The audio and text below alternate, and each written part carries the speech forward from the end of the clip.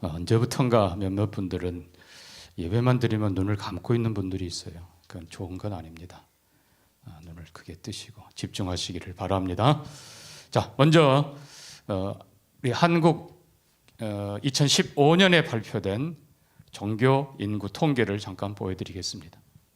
자, 매 10년 단위로 1985년, 95년, 2005년 그리고 2015년 정부에서 종교 인구 통계를 정확하게 내서 발표를 합니다. 이거는 모든 집을 방문해서 정확하게 하기 때문에 가장 확실한 겁니다. 자, 2005년에 보면 여러분 불교가 1058만, 개신교 844만, 천주교 501만입니다. 그러나 2015년 통계를 보시면 역전입니다. 개신교가 967만 6천 명입니다. 그리고 불교는, 천주교는 아주 많이 감소했습니다. 761만 389만. 숫자적으로 기독교가 2015년을 기준으로 한국교회의 제1종교입니다. 그런데 내용이 더 중요합니다. 그 다음요. 자, 맨 위에 보면은 불교, 천주교는 지난 그 10년 동안입니다. 7.3%, 2.9% 감소입니다. 기독교만 아주 미세하지만 0.5% 증가했다고 되어 있습니다. 2015년 기준입니다. 더 놀라운 것은 자신의 종교가 얼마나 중요한가라고 써낸 부분에 기독교인은 90%라고 썼습니다. 90% 성도들이 기독교가 역시 가장 소중하고 중요하다. 천주교 81%, 불교 59%. 그래서 기독교인들에게는 자기 신앙이 대단히 중요하다. 확신이 있다.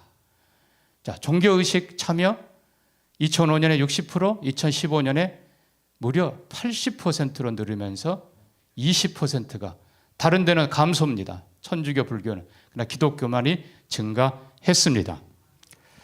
자, 이 통계를 여러분에게 먼저 보여드리는 것은 앞으로 10년, 그러니까 2025년에 또 한 번 정부가 완전 조사해서 보고를 하게 될 겁니다. 자, 그때 우리는 어떻게 해야 되는가? 지금 상황이 심각합니다. 자, 사랑하는 성도 여러분, 과연 2025년에는 종교가 어떻게 변화됐는지, 기독교, 불교, 천주교, 물론 그 다른 것도 있습니다만은 이거는 간략하게 정리한 겁니다. 과연 어떻게 될지 많이 궁금하기도 합니다. 최근에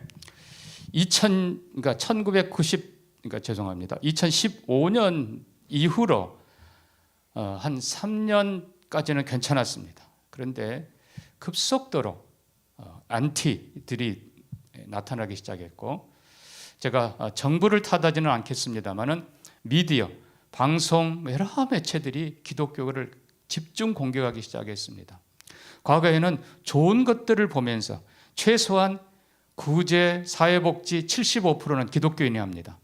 과거에는 큰 걸 보면서 그래도 인정해 줬는데 이제는 철저히 무시하고 잘못된 것, 세습을 비롯해서 하여튼 이상한 것만 계속 집어내면서 교회를 공격하기 시작합니다. 거기에다가 우리 다 아는 것처럼 코로나 상황이 겹치면서 지금 2년이 가면서 교회가 지금 너무너무 힘듭니다. 자, 그러나 저는 2025년 종교 통계 어떻게 나올지는 모릅니다만은 소망하기는 한국교회가 다시 한번 변화되고 다시 한번 본질로 돌아가고, 그냥 과거에는 믿습니다 고백했는데 이제는 삶으로 증명하면서 당연히 숫자도 회복될 뿐만 아니라 본질이 회복되어서 하나님을 영화롭게 하고 성도를 견고하게 하고 가정을 행복하게 하고 이 세상을 정말 거룩한 나라로 바꿔가는 선한 영향력이 펼쳐지는 한국교회 되기를 소망합니다. 지금 우리가 이 코로나 이 끝부분 시련의 때에 다시 한번 하나님께서 주시는 이 징계, 경계, 이 훈련을 통해서 각성하고 새롭게 우리가 변화만 되면 당연히 하나님께서 이루어 주실 것입니다. 그러니까 하나님께서는 이미 이 백성이 겸손히 내게 기도하고 그들의 잘못된 길에서 돌아서면 내가 그들을 축복하고 그 땅을 고쳐 줄지라 하나님이 약속하세요. 그래서 우리가 다시 한번 이 코로나 시대에 이 과거에 잘못된 것 우리가 반성하면서 정리하면 다시 결론은 이겁니다. 십자가의 도가 구원의 도리만이 아니라 삶의 도리가 되어서, 옛날에는 예수 십자가 달린 그 모습 보고 내가 믿습니다 하고 끝냈지만, 이제는 십자가 앞에 나아가고, 아니 십자가 안에 들어가서 십자가를 통해서 위로 하나님을 바라볼 줄 알고, 십자가를 통해서 아래로 내 자신을 들여다볼 줄 알고, 십자가를 통해서 다음 세대를 볼 줄 알고, 십자가를 통해서 세상을 볼 줄 알고, 십자가로 다시 한번 거듭나고 변화되는 교회와 성도들 되기를 소망합니다. 이 십자가의 정신은 바로 생명이라고 했어요. 생명. 우리에게 영원한 생명을 주시기 위해서 예수님께서 육체의 생명을 잠시 내려놓으신 겁니다. 그러니까 나는 부활이요 생명이라. 예수님의 생명은 부활입니다. 죽었지만 영원히 사신 분 예수 그리스도이십니다. 앞서간 믿음의 사람들도 다 그렇다고 그랬어요. 순교자들, 아벨부터 시작해서 예레미야, 이사야, 수많은 선지자들 다 영원한 부활, 영원한 생명이 있다는 걸 믿기 때문에 죽음의 길로 가는 거예요. 사랑하는 성도 여러분, 어차피 우리는 다 죽어요. 그러나 문제는 세상 사람하고 똑같이 죽느냐, 아니면 십자가 안에서 죽느냐는 것입니다. 그래서 순교자의 삶, 순교자의 자세. 다시 얘기합니다. 자, 아브라함이 그 아들 이삭을 드립니다. 어떻게 세상의 기준으로는 있을 수 없는 일이죠.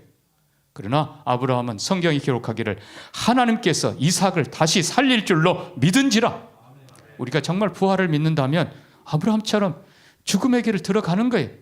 유다처럼 내 동생 위해서 내가 대신 종이 되겠습니다. 종의 길로 들어가는 거예요. 그러나 정말 여러분, 하나님께서 이삭을 죽이셨어요? 아니잖아요. 정말 유다를 종으로 삼으셨어요? 아니잖아요. 모세가 하나님 앞에 하나님 이 백성을 용서해 주옵소서. 그렇지 않으면 내 이름을 생명책에서 지워버려 주옵소서. 하나님께서 모세의 이름을 생명책에서 지우셨나요? 아니에요. 더 영화롭게 하십니다. 이것이 십자가의 승리입니다. 왜 거기를 못 가느냐고요. 그 한 걸음만 더 가면 되는데, 한 걸음만 더 가는 그게 승리의 길이에요. 정말 죽음 앞에 다니엘이 사자굴에 들어가는 거예요. 살려주세요, 살려주세요. 그러면 죽어요. 다니엘이 하나님 의지하고 들어가요. 사자굴에 하나님이 역사하셨습니다. 다니엘의 친구들이 풀무불 속에 들어가요. 그리 아니하실지라도 저는 왕에게 절하지 않습니다. 나는 하나님만 섬기겠습니다. 각오하고 들어가요. 물론 순교자 돼요. 그러나 많은 경우에 또 하나님께서 불 속에서도 살려주시고 다시 영광스럽게 건져내 주십니다. 이게 십자가의 길이. 사랑하는 성도 여러분, 우리는 어차피 죽습니다. 근데 그냥 부끄러운 비참한 가인처럼 살아있지만 죽은 삶이 아니라 예수 안에서 나는 죽었습니다. 내가 그리스도와 함께 십자가에 못 박혀 죽었습니다. 내 옛사람은 죽었습니다. 나는 이제 예수와 함께 삽니다. 사나 죽으나 나는 주님의 것입니다. 그리고 살아갈 때 주님께서 역사하세요. 나와 복음을 위해서 집이나 전터나 생명이나 버린 자는 반드시 내세의 영생을 받을 것이고 땅에서도 100배를 받을 것이라고 말씀하세요. 이 심는 원리를 몰라요. 십자가는 생명의 원리고 십자가는 사랑의 원리입니다. 사랑이 더 강합니다. 십자가는 하나님의 진리예요. 인간의 것으로 해석할 수 없지만, 인간의 눈으로 보면 약해 보이고 부끄러워 보이고 천해 보이고 실패해 보이지만, 그것이 하나님의 지혜고 하나님의 능력이고 하나님의 권능입니다. 이게 십자가의 길이에요. 우리 다시 한번 십자가, 멀리 있는 십자가가 아니라 예수 십자가 이제는 안으로 들어가서 우리가 다시 한번 우리 삶을 점검하고, 다시 말씀드립니다. 구원의 도리의 십자가가 아니라 이제는 삶의 원칙으로 십자가가 여러분의 것이 되기를 주의 이름으로 축복합니다. 그래서 죽었으나 사는 생명의 원리, 또 나눠주지만 더 풍성히 복되게 하는, 땅의 것을 나눠주면서 하늘의 것을 얻는 바르실레처럼, 저는 그 사람 가끔씩 성경 읽다 그 사람 지나가면 잠깐 멈춥니다. 이런 부자들이 더 많아야 되는데, 여러분 미국, 캐나다는 이런 부자들이 얼마나 많은지 몰라요. 근데 한국의 부자들은 왜 그렇게 이상하고, 죄송한 표현입니다만은 참 너무나 부끄러워요. 미국의 부자들, 저도 뭐 몇 번 그런 분들도 봤습니다만, 아예 그냥 선교사, 어떤 기업체가 선교사 2, 3명 그냥 풀타임으로 보내는 그런 분들이 한둘이 아니에요. 아예 그냥 교회 가면 그런 회사들 그냥 명단을 쫙 붙여놨어요. 음료수 회사, 웰치, 이 회사는 매년 100명의 선교사를 파송합니다. 여러분 기왕이면 성도들이 그런 물건 사주는 거예요. 어느 회사 60명 보내고 있습니다. 그런 회사에 사주는 거예요. 왜 교회만이 하는가요? 여러분, 기업 하나님 앞에 선한 뜻 가지시고 복음을 쓰시기 바랍니다. 물질로 영원한 것들을 사세요. 물질에 대한 것도 여러분 생각을 바꾸라고 그랬습니다. 제가 분명히 말씀드립니다. 청빈? 아니요. 그거는 가짜예요. 그거는 캐톨릭 영성이에요. 청빈은 수도원에서 가르친 캐톨릭 영성이에요. 세상에서 하나님께서는 만복의 근원이신 하나님이 우리를 축복의 통로로 쓰십니다. 아브라함을 통해서 세상을 부유하게 하세요. 요셉을 통해서 세상을 부유하게 하세요. 그러나 선한 부자가 되어야 되는 거예요. 문제는 하나님이 주신 것 나쁜 데 절대로 쓰지 말고 검소하게 쓰세요. 왜요? 남을 돕기 위해서, 선한 일을 하기 위해서. 그래서 근면과 검소가 잠언이 가르치는 것이지 청빈 절대로 아니에요. 무소유는 더더욱 아닙니다. 이거는 불교 용어인데 여러분 말도 꺼내지 마세요. 그 사람은 빨가벗고 살아야 되고 굶어 죽어야 돼요. 극단적인 표현이 아니라 사실이에요. 우리는 먹어야 되고 살아야 되고 늘 자리가 있어야 돼요. 하나님께서는 우리로 하여금 선한 부자들이 되기를 원하십니다. 디모데전서 6장 보세요. 선한 부자 되라고 분명히 가르치십니다. 자, 오늘 세 번째로 십자가의 도리는 오늘 본문 그대로 약해 보이고 미련해 보이지만 궁극적으로 승리하는 사람들입니다. 약해 보이지만 진정 강한 사람들. 그러나 여러분 중요한 건요, 항상 약자라는 뜻은 절대로 아닙니다. 스스로 약해진 사람들이에요. 스스로 낮아진 사람들이, 다른 말로 하면 온유한 사람들, 겸손한 사람들, 인내한 사람들. 이거 오해하면 안 됩니다. 다시 얘기합니다. 죄송한 표현이지만 아무것도 없는 가난한 사람, 그 사람이 하나님 앞에 영광스럽지 않습니다. 물론 그가 나사로처럼 그래도 신실하게 믿음으로 산다면 존귀하죠. 그러나 물질 있고 없고가 신앙의 기준이 아닙니다. 중요한 것은 내 것을 의지하고 내 재산, 내 지식, 내 능력, 내 거 의지할 때는 삼손꼴 되는 것입니다. 삼손이 어땠어요? 삼손이 내 힘인 줄 알고 그냥 일어나서 그냥 묶은 줄도 끊어버리고 그냥 문빗장, 성에 그냥 그 거대한 문빗장도 뜯어내서 그냥 메고 다니고, 이런 그 삼손이 그 능력이 자기 걸로 착각했을 때 결국은 뭐예요? 비참한 포로 되고 두 눈 뽑히고 쇠사슬에 묶여서 그 원수들 앞에서 조롱거리 되는, 그게 삼손의 말로예요. 사랑하는 성도 여러분, 진정한 능력이 삼손에게서 나오지 않아요. 머리털 아니에요. 그 머리털은 나실인의 상징입니다. 하나님께서 너와 함께 하신다는 상징이에요. 근데 그거 밀리고 나니까 아무것도 아니에요. 그러나 성경은 표현합니다. 머리털이 다시 자라기 시작하니라. 여러분, 능력은 삼손 기록을 줄 보십시오. 사사기 15장 16장 삼손 기록을 보면 여호와의 영이 임한지라, 하나님께서 능력을 주시는 거예요. 마지막 삼손이 기도합니다. 여호와여 구하옵나니 이번만 나로 강하게 하사 원수를 갚게 하옵소서. 하나님의 영이 임할 때 삼손이 두 눈 뽑히고 쇠사슬을 메어서 저거 아무것도 아니네 조롱받았지만 하나님의 능력으로 그 거대한 신전을 무너뜨렸던 겁니다. 사랑하는 성도 여러분, 그렇다고 우리가 여기서 기억해야 될 것은 꼭 하나님께서 세상에 미련하고 약한 자만 쓰신다는 건 아닙니다. 하나님께서는 준비된 사람을 쓰셔요. 자, 모세 보세요. 모세는 양을 치면서, 장인어린의 양을 치면서 근 40년 동안 미디안 광야 이곳저곳을 다 다녔습니다. 시내산 근처에 대해서 아주 그냥 바삭하게 아는 사람이. 하나님께서 모세를 인도해서 바로 그곳으로, 이곳으로 내 백성을 이끌어내라, 나를 예배하게 하라. 이스라엘 백성들을 이끌어내어 시내산 그리고 광야 중심의 그곳으로 생활할 때 모세는 다 알고 있어요. 어디에 물이 있고 어디에 뭐가 있고. 그래서 하나님께서는 모세를 광야의 인도자로 삼으신 겁니다. 근데 모세는 죄송하지만 가나안 땅에 대해서는 가본 적이 없어요. 전혀 몰라요. 자, 가나안 땅은 누가 인도해요? 여호수아입니다. 여호수아는 누구예요? 정탐꾼으로 40일 동안 가나안 땅 저 북쪽에서부터 다 돌아다니고 아는 사람이에요. 그래서 하나님께서는 여호수아를 앞장 세워서 이스라엘 백성들로 하여금 가나안 땅에 들어가게 하신 겁니다. 사랑하는 성도 여러분, 알지 못하고는 인도할 수 없어요. 경험 필요하고 지식 필요하고 지혜 필요합니다. 심기 위해서는 물질 필요해요. 그러나 중요한 것, 여기서 강조하는 것은 물론 세상에 약한 자, 천한 자, 그런 자를 들어 쓰시지만 더 중요한 건 하나님 앞에서 스스로 내려놓는 자입니다. 내가 가진 게 얼마라고, 그거 뭐 얼마 됐다고 하나님 앞에 내가 부여합니다. 그래봤자 하나님이 내가 오늘 밤 네 영혼을 불러갈 거다. 그러면 끝이에요. 지가 배운 게 얼마나 됐다고 내가 다 안다. 하나님께서 머리 한번 툭 치면요, 다 날아가는 거예요, 여러분. 건강하다가 아무리 기고만장해도 하나님께서 한번 그냥 불어버리면 쓰러지는 거예요, 사랑하는 성도 여러분. 그러니까 문제는 우리 인간의 것을 의지하지 않고 있던 없던 간에 어떤 모습이든지 간에 하나님의 능력이 최고입니다. 하나님의 은혜가 최고입니다. 내 것, 때로는 이게 지팡이일 수도 있고 때로는 작은 어떤 무기일 수도 있어요. 하나님, 이거 주 앞에 올립니다. 오병이어 보리떡 5개 물고기 2일 수도 있어요. 때로는 더 많은 것일 수도 있어요. 하나님 앞에 올려드립니다. 하나님께서 그걸 통해 쓰시는 거예요. 그걸 통해 일하시는 거예요. 자, 우리는 구약부터 보면 여러분 안대로 사사기 3장에 보면 왼손잡이 에훗이라는 사사가 등장합니다. 왼손잡이.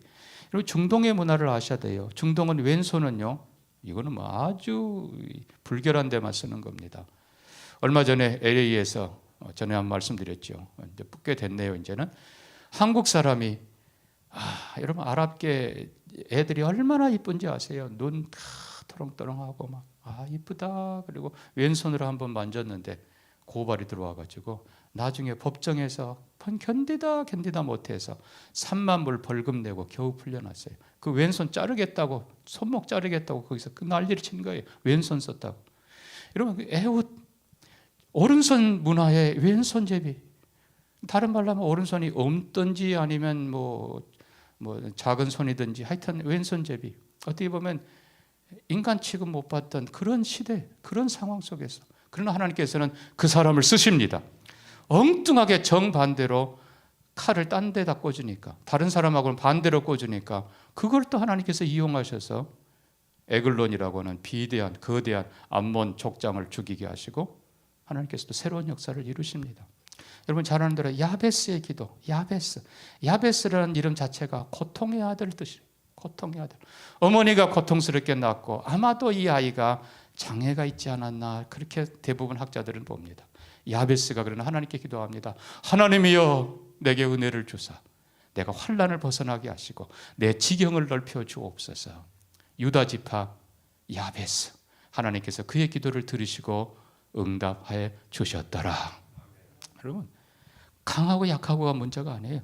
다시 말씀드립니다. 하나님 앞에서 스스로 약해지는 자, 스스로 낮아지는 자, 오직 하나님만 섬기고 하나님 앞에 무릎 꿇고 하나님의 능력이 임해야만 내가 합니다. 하나님 앞에 그렇게 낮은 자의 모습으로 설 때 하나님께서 일하십니다. 자, 오늘도 유대인은 표적을 구하고 헬라인은 지혜를 찾습니다. 오늘도 세상 사람들은 뭔가 보여달라고 하고 세상 사람들은 승리를 추구합니다. 그러나 여러분, 세상의 승리는 결국 뭡니까? 강한 것이 승리한다고 말하고 높은 자가 이긴다고 말하고 부한 것이 승리한 것처럼 말합니다. 그러나 성경은 그렇게 가르치지 않습니다. 성경은 온유가, 겸손이, 섬김이 이긴다고 가르칩니다. 그게 십자가의 정신입니다. 궁극적으로 보면 온유한 자가 승리할 것이고 궁극적으로 인내한 자가 승리할 것이고 궁극적으로 가장 낮아져서 하나님의 은혜를 구하는 자가 승리하게 될 것입니다. 그래서 세상을 향해서 낮은 것 같고 연약한 것 같지만 진정 승리하는 우리 모두가 되기를 주의 이름으로 축복합니다. 마지막 네 번째입니다. 매이고 갇혔지만은 오히려 자유로운 사람들, 그들이 바로 그리스도인들입니다. 여러분, 예수 십자가 보세요. 십자가에 양손 양발 못 박힌 예수님의 이보다 더 많은 매임이 어디 있어요? 성경을 보면요, 예레미야 이스라엘 백성 죄를 지적하다가 감옥에 갇힙니다. 토굴에 갇히기도 하고 진흙에 빠지기도 하고 매 맞기도 하고 어떻게 보면 고통당하고 매인 사람이에요. 갇힌 사람이에요. 그러나 예레미야는 하나님과 함께 자유를 누립니다. 예레미야를 구박하고 포박하고 굴에 집어넣었던 시드기야 왕과 그리고 고관들이 오히려 두려워 벌벌 떱니다. 마음의 평안, 양심의 자유, 이것이 성도의 진정한 축복입니다. 이것이 십자가의 정신입니다. 우리가 아는 대로 사도행전 16장에 귀신 들려 점치는 여인을 예수 이름으로 고쳐준 사도 바울, 그리고 신라, 주인들이 소득이 끊어진 걸 알고, 여러분 이게 참 인권이라는 게 어떻게 강한지, 바울과 신라를 고발을 합니다. 데려다가 많이 쳤다고 그랬어요. 죄도 묻지 않고, 그것도 로마인인데 사도 바울과 신라가 많이 맞고 감옥에 갇혀 있습니다. 그것도 사슬에 매여 있습니다. 그러나 밤중쯤 되어 바울과 신라가 기도하고 찬미하며 죄수들이 듣더라, 간수도 들었더라. 여러분, 옥중에 매인 바울과 신라 온몸 맞아 상처 입어 얼마나 쓰리고 아프겠습니까? 그러나 정말 찬송하면서 감사의 기도를 드리는 사람들, 그들이 바로 그리스도인들입니다. 하나님께서 내려다보시고 옥토를 흔들어 놓으시고 사람들의 매인 것을 풀어 놓으시고, 매였던 바울과 신라는 오히려 하나님 앞에서 찬송하며 기도하고 존귀하게 되고, 그들을 묶었던 간수가 그 앞에 와서 무릎을 꿇습니다. 선생들아, 내가 어떻게 해야 구원을 받겠느냐.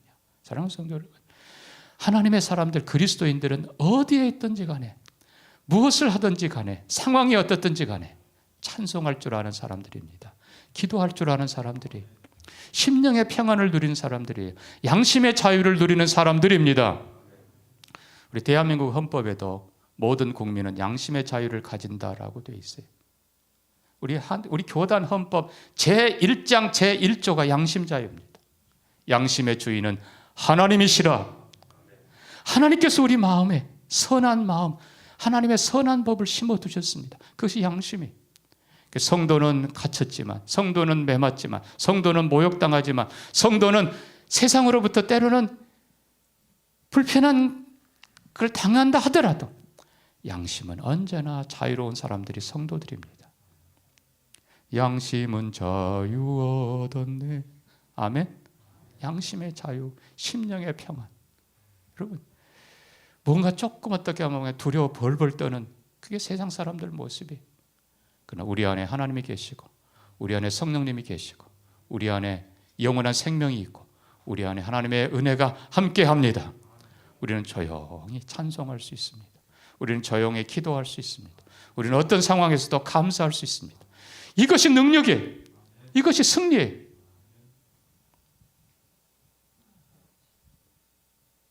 디모데후서 2장 9절에서 사도 바울은 말합니다. 복음을 인하여 내가 죄인과 같이 매이는 고난을 받았으나 하나님의 말씀은 매이지 아니하니라. 디모데후서 사도 바울의 마지막 편지입니다. AD 64년 로마 대화재 이후에 네로가 기독교인들에게 모든 죄를 뒤집어 씌우면서 대환란이 시작됩니다. 그리고 3년 후 67년 사도 바울은 순교합니다. 이제 순교를 앞두고 옥에 있는 바울입니다. 그러나 바울은 말합니다. 말씀은 매이지 않는다. 이런 바울이 고백했던 하나님의 말씀은 매이지 않는다라는 이 말은 말씀을 가진 나도 매이지 않는다는 거예요. 말씀과 함께하는 나는 매이지 않는다. 두렵지 않다. 그러면서 뭐라고 고백합니까?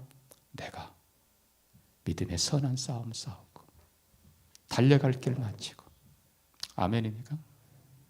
믿음을 지켰으니 이제 후로는 나를 위하여 의의 면류관이 예비되었도다. 나뿐 아니라 나처럼 어떤 상황 속에서도 믿음으로 살고 말씀으로 사는 사람은 영원한 나라의 영원한 상급을 받으리라. 바울의 고백입니다. 사랑하는 성도 여러분, 결국 성도는 뭡니까?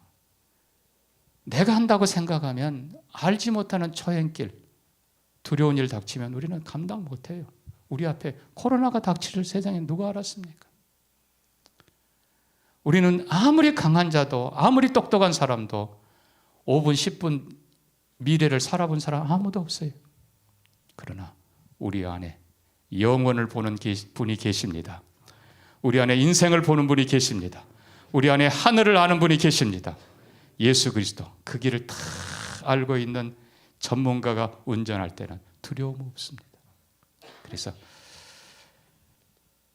이 불행 속에서도 사도행전 12장 보면 베드로가 옥에 갇혔습니다. 그러나 성경은 기록합니다. 베드로가 옥에 갇혔고 교회는 그를 위하여 간절히 하나님께 빌더라.